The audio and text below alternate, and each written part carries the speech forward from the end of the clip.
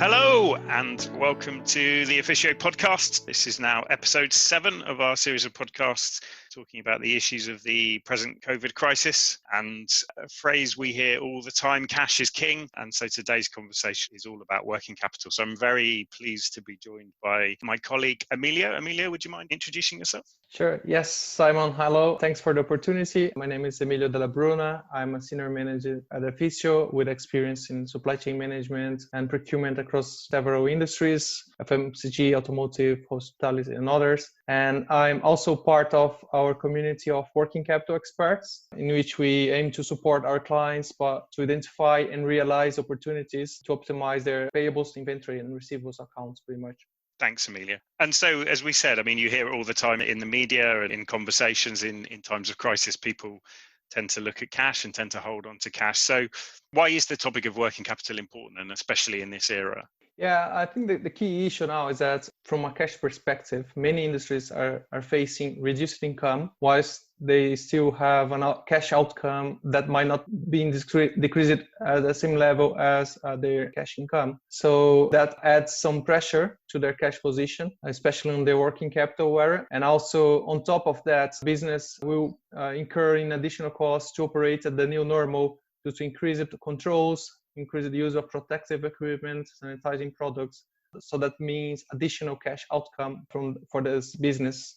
And this have an even bigger implication in the supply chain if you look at your suppliers and your clients. So disruptions coming from the supply base can affect the availability of critical products for services. So you might have reduced revenue and at the same time not being able to provide goods and services that are still being sold. And on the other hand, of course, if your clients are having cash problems, that also might be a problem for your future income. So all this together is prompting business to review their cash position, make sure they protect their working capital and their cash for the future.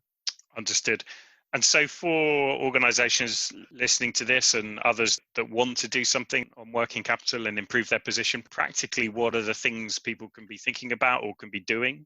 Well, I would say there are 4 key actions they should be taking right now to be in a better position. First one is to understand the shifting marketing conditions in the supply and customer base. So really looking at the segments of your supply and customer bases, understanding how revenue is being affected in those segments, what is the best cash availability, to understand if this is a naturally cash-rich sector or if this is a sector that is vulnerable to lack of cash. You also need to understand how critical your supplier and client is to the supply chain, what type of contractual exposure you have with them, and finally, trying to protect as much as possible small medium enterprises because they are especially vulnerable to problems with cash. So understanding this will allow you to prioritize the areas that you should focus on and to define an approach for each one of these areas.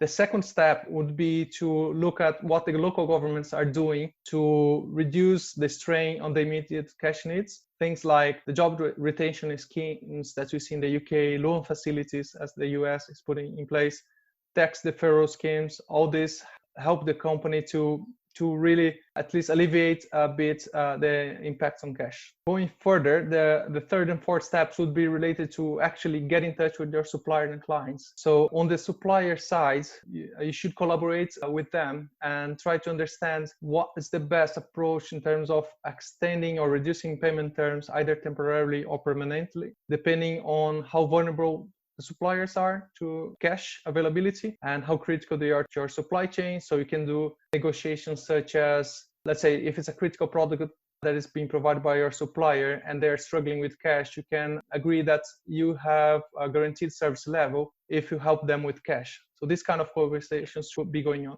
And of course, you also should talk to them to avoid buying any unnecessary goods and services that you don't need for now. So maybe postponing purchase orders if necessary, or canceling them. And on the other hand, when talking to your clients, you need to do the same type of conversations about payment terms. And this is also about criticality of the products and services in the supply chain and about vulnerability to cash availability. And the other important bit that you should do internally is to make sure that you are invoicing all your products and services as soon as possible, and we don't have any unbilled delivered products and services, because this might sound an easy action to be done, but easier said than done. Actually, it requires internal coordination. And so you need to make sure that this is in place. And after invoicing, of course, you need to keep track of your cash collection, making sure that you're optimizing this and accelerating the cash income. Yeah, so these are the 4 actions that you should look at in the short term, really to make sure that you're protecting the working capital position at the company. Thanks, Emilio. That makes a lot of sense. Seems like very practical set of actions and techniques people can deploy. I guess increasingly we're finding people are now looking to or thinking about the post-COVID world, and we hear all kinds of phrases of new normal, etc. But I guess almost everyone is expecting things to be different after this. How do you think the future will be affected from a working capital or kind of cash perspective? I think, these steps that we're proposing, they are no different from what a good practice working capital function should do. The company should be doing this by default. Making sure they have the right payment terms in place, making sure they invoice correctly, and that they collect the cash efficiently. However, I think the key in this new normal, let's say like this, is that you need an additional level of control on your working capital, and also making sure you quickly detect any risks and act on them. So if there will be, let's say, a second wave of lockdown, you need to be ready to redo this exercise in the sectors that will be needed. And this should be something that will be in place until we can say that we are in a steady state again. Great. Emilio, thank you so much. That was a really interesting and useful discussion on working capital. So thank you for your time. It's really appreciated. Also, thank you to everyone for listening. As always, if you had any comments or questions on the things we've discussed, please get in touch with us via LinkedIn or other social channels. Emilio, as I say, thank you so much for your time. For those listening, thank you. And our next podcast will be released in due course. So thank you. Thank you, Simon.